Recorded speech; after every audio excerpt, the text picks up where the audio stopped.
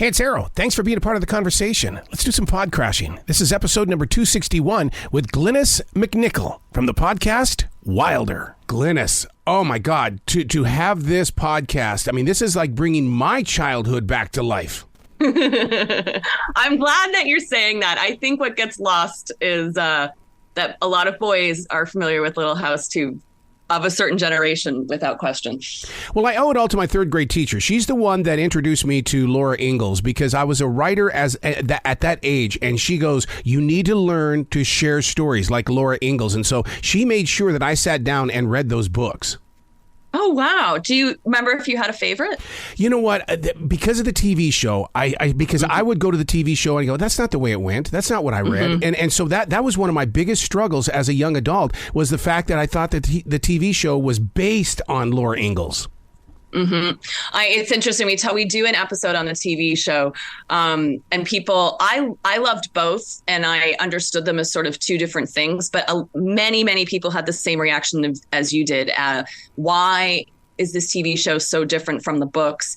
Really, the TV show is about Michael Landon, who I love, but is not, Laura Ingalls.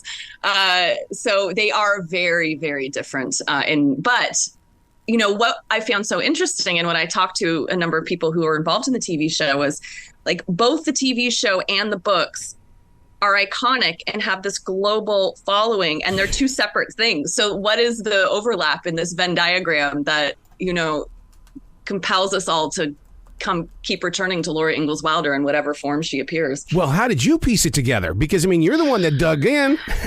Yeah, I know. It's interesting. I've read the books so many times and I loved them so much as a kid, and trying to come back to them with a cold eye and really truly assess them has been really interesting. And I think with the books, you have this adventurous young girl who, is a little attracted to danger and likes to be, has a lot of agency. And at the same time, she likes dresses and pretty hair. And she has this very sort of safe family. So there's a lot of complicated things going on that I'm not sure girls got delivered in stories necessarily. And then add to the fact that she was a real person, and you could, I used to map out her travels on my parents' atlas, before the internet, obviously. A couple of times in the podcast, I've had to explain what I'm talking about. But, and so I think that was it. It's like, oh, here's a way to be in the world. And she was real and it was possible. And if you wanted to be a writer as a kid, it was like, oh, and you can write about your life. Mm-hmm. And that's worthwhile. Mm-hmm. Like these small things you're writing about, whether it's, churning butter or running with your dog in the prairie grass, like this is interesting enough and valid. And so I think there's that. And there's a real, the word that keeps coming up is cozy. There's a coziness and a safety to those books of this family unit that's really devoted to one another and sort of the outside world that they are protected from. The television show, I watch that television show every day after school, and it's like imprinted on your brain, all these strange episodes. And there is some similarity of that family unit. And I don't mean that in a sort of treacly Norman Rockwell way. I think there was, when you go back and watch that show, it's sort of incredible. Like there are children dying in episodes, people die, there's violence. Like you would come home from school, especially, as a child in the 80s, you'd be home alone from school eating your cookies after, that you got from the cupboard. And like, you'd watch this crazy episode and like smallpox would take over the town and everyone would die, or somebody's an alcoholic and they're beating up their kid. And I think there was like a real sort of like weirdly a real life aspect to the show. And also you had the coziness of family. And also, and I can't overstate this, Michael Landon is like, you can't take your eyes off him. He's the most charismatic, charming person. And I think a lot of people felt, why is this show that's based on books about a woman starring this man who seems to find a reason to take his shirt off nearly every episode, who's always breaking his ribs. He's got perfect hair and like glistening abs, and he's always taking his shirt off, but also he was just like lovely and always crying and very emotional, and everyone loved him. So it is a really the combination of all of these things, I think, is like you just can't get enough of it. And still, I mean, this show's 50 years old now, and there's plenty of problems with it, as there is with everything half a century old, but you're still like, yeah, I can't stop watching. Well, you're absolutely right about that, because I mean, what it does is it ignites so many different types of emotions. Because I mean, as a kid, when I read the books, I didn't think of it as innocent times. I compared my life to her life, because we were also building our home in Montana, and being out in Montana, that's the Wild West. So therefore, I saw the Wild West inside her pages. But as an adult, I look back and I go, oh, she had simpler times, but don't invite me back there because I don't want to feed the pigs. I just don't want to do that. but the thing is that it was truly Americana, and I always felt like that Dolly Parton should have written a theme song or something for it, because it is about storytelling. Oh, absolutely. And it's interesting you say that, because I grew up in the suburbs of Toronto, and some of the what you saw and related to in terms of house building, and that was so compelling to me. Like, I desperately wanted a pig's bladder to kick around. I thought that was the coolest. And like, I wanted to live in a dugout beside a creek. And as a grown-up, I go back to this and I'm like, oh you could not pay me to live. Right, like, this is awful. You know, their teeth were in terrible shape, and God knows what kind of smells were happening. But it really, what's interesting to me is, a grown-up going back to this, is they lived in severe poverty. Yes. And a lot of precarity and danger. And it's all in the books. It's not that she takes it out of the books. It's just that the manner in which she weaves it together with this love of family. And also, you do get a sense that Laura has, like, she likes a little danger. Like, you get a sense of that even when she's a kid. You know, she likes to go and look at the wolves, and she's pretty interested. That it's woven together in a way that makes it scary, but scary that pause between you and the scariness. You know, like, you are protected from this even though you like it. And I think as a kid, and I think it's easy for us to forget this, like, things did seem dangerous and scary, and not looking away from that in the books, I think, was probably very compelling to kids, because it is there. You're not trying to sort of whitewash it away, but it's there in a way that doesn't make you feel that you're so vulnerable to it that you can't escape. You know, she was almost like a Nancy Drew or a Hardy Boys to me in the way that she did take those chances, because I'm a firm believer that I live in this forest in South Charlotte, North Carolina. We replenish this forest with 1,700 trees, all because of Laura Ingalls, only because I wanted to continue to have that kind of a lifestyle where it's about being surrounded by nature, being surrounded by wild. And I mean, it's just one of those things that Laura Ingalls planted inside of me that has never left me. That's incredible. I find that very moving, actually. And the episode that hasn't come out yet, but we're working on, we talked to an environmental historian, because I wanted to know, you know, when she describes the plagues of grasshoppers, how much of that is based on reality. And he said, oh, it was much worse in real life than what she describes. But he also made this point that really stuck with me, that she was describing a landscape that no longer exists, that there was prairie grasses that have now gone extinct because of, you know, homesteading, and there are animals that no longer exist. And, you know, obviously buffalo, she's sort of describing the aftermath of this. And all of this, when you really realize the America she was describing, we can no longer see, I think brings an added beauty and almost like an elegy to the wildness she's talking about. And it made me think there's a reason we're all so attracted to this, and that it sticks with you the way it clearly stuck with you. Like, she saw a world that we can't see anymore, and she saw it for us, essentially. Is it odd to you that when we think of Laura Ingalls, we think of Melissa Gilbert? Because I've been with Melissa. She is the sweetest girl. We spoke to her for the podcast. She's wonderful. I was devoted to her as a kid. When she got on, I said, I know you must deal with this quite a lot, but know that my 8-year-old self is, has passed out from excitement right now. I did ask her, though, because I think that there are two types of fans of Little House, and some people are deeply, deeply devoted to the books and won't have anything to do with the show. And then, of course, there are the people who are obsessed with the show and the books. And I said, what is it like to shoulder this legacy? And she said only good things. She just said it's been extraordinary and such a privilege. And we talked to everyone who was on the show that's still alive. They were all wonderful, just wonderful people. And they only ever had wonderful things to say about it. But I don't know. I mean, Melissa Gilbert, she was perfect. She was perfect. Mm-hmm. I mean, what she brought to that, always felt I could never get enough of her ever. I mean, it's just, there was a reason I was stapling yarn braids to all of my hats, and I'm pretty sure it was the show. Now, will you talk with Carolina Fraser? Because she wrote a book called Prairie Fires, and it really dives into it. Yeah, we were really fortunate that she gave us an extensive interview. Oh my so we've God, sort you're of so lucky. That's cool. It is. It was really cool. I think that book is extraordinary. I did ask her if anyone has read the book. Won the Pulitzer 4 or 5 years ago. She spends a lot of time on Laura's daughter, Rose, who I think not many people know enough about. And Rose is a very difficult person to spend that much time with. By the end of that book, I was like, I have got to get away from Rose. It's just, this is too much. And I said to Caroline, like, what was it like to live with Rose Wilder Lane for this long? And she said it was difficult. But I think that's from that book, one of the big things I took away was the extremely intense, complicated relationship Laura had with her daughter, Rose Wilder Lane, and Rose's involvement in the writing of the books. And also Rose is an American figure. You know, Rose, separate from her mother, was one of the most successful freelance writers in the country for decades.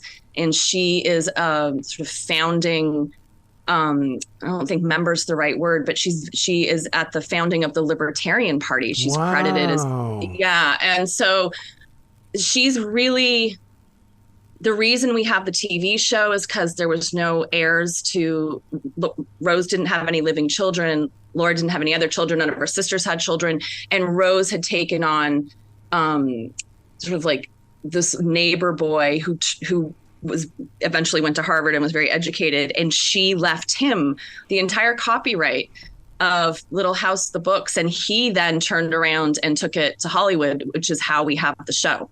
So this legacy goes through all of these twists and turns, which I think because the books present such a simple, cozy version of their lives, it becomes surprising how complicated the reality was, and how fraught and how dramatic and how much dysfunction there was. Inevitably, I don't know how there couldn't have been dysfunction in a family. I mean, I think we have a better understanding of sort of the trauma of severe poverty, but when you really get into it, it's like, wow, there's a lot of powerful figures happening here at the same time. I'm glad you brought up the continuation of the story and the way that it got to television, because I am a daily writer. I've got 29 years of daily writing, and people go, so are we going to burn these with you when you pass? No, it's not for me. And I do, in that daily writing, I do say this a lot. I'll go, dear future reader, here's what's going on right now. You won't understand it, but I'm experiencing this lockdown, and you won't ever believe it, but we really did go through this. You know what's really interesting to me about why, when the books were popular and when the show was popular, was the books were published in the early 1930s at the height of the Great Depression. Yes. And Laura was writing about the 1870s, which I'm not sure we fully grasp was sort of the original Great Depression. It was a time of severe economic hardship in America, particularly in that part of the country. There was plagues of grasshoppers. I mean, the whole thing. And I think in the 30s, readers really related to the lifestyle Laura was writing about. Like, it wasn't a fantasy to them, and it wasn't sort of alien to them. It was very, very present. And she was relating to what they were experiencing, but from a distance of clearly her own childhood. When the television show came out in the 70s, of course, the economy in America in the 70s was also going through a pretty tough time.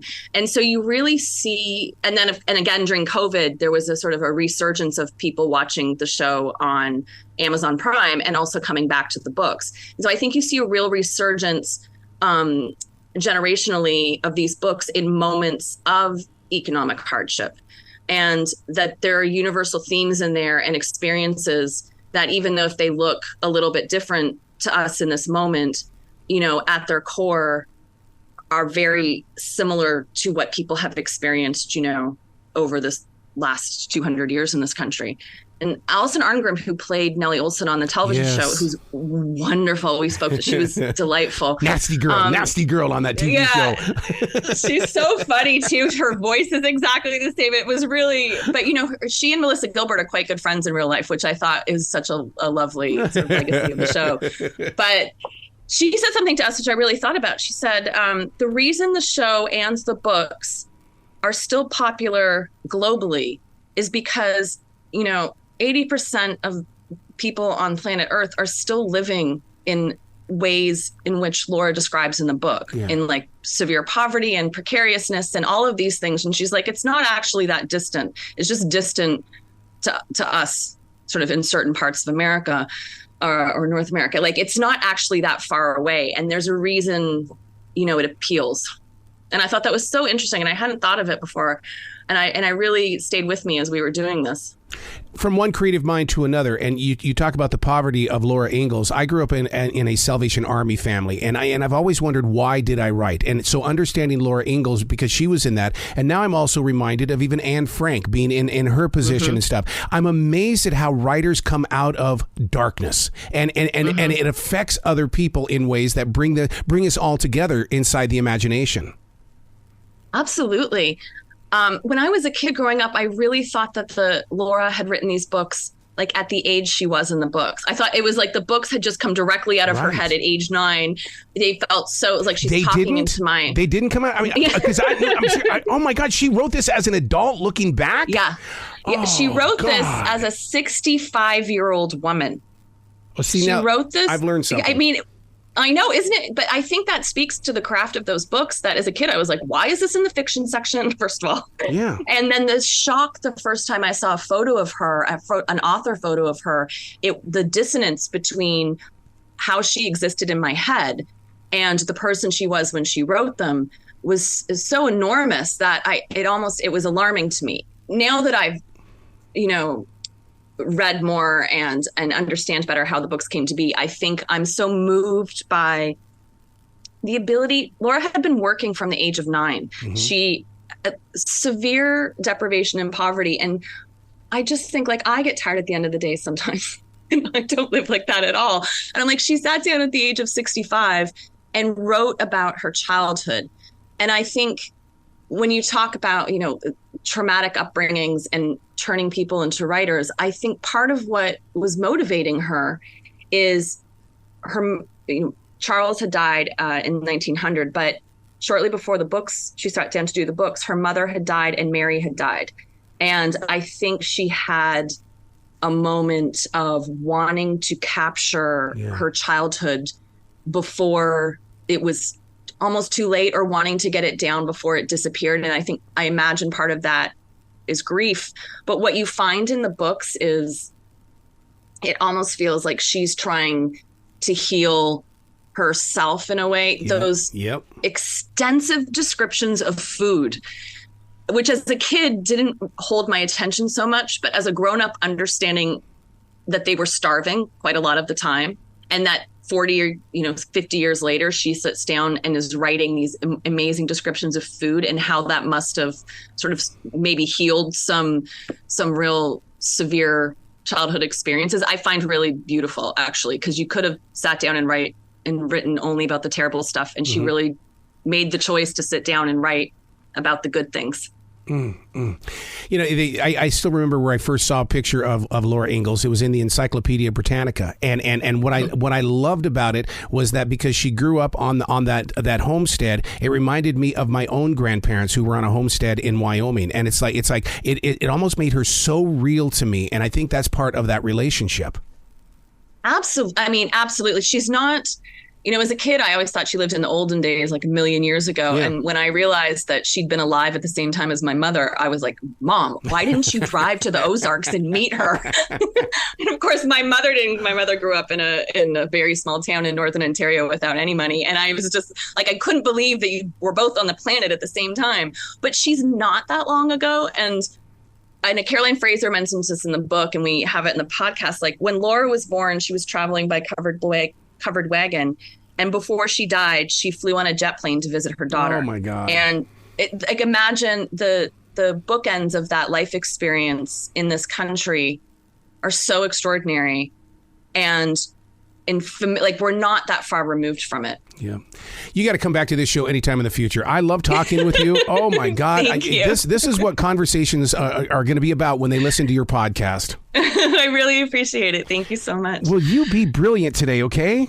Thank you. Thank you. You as well.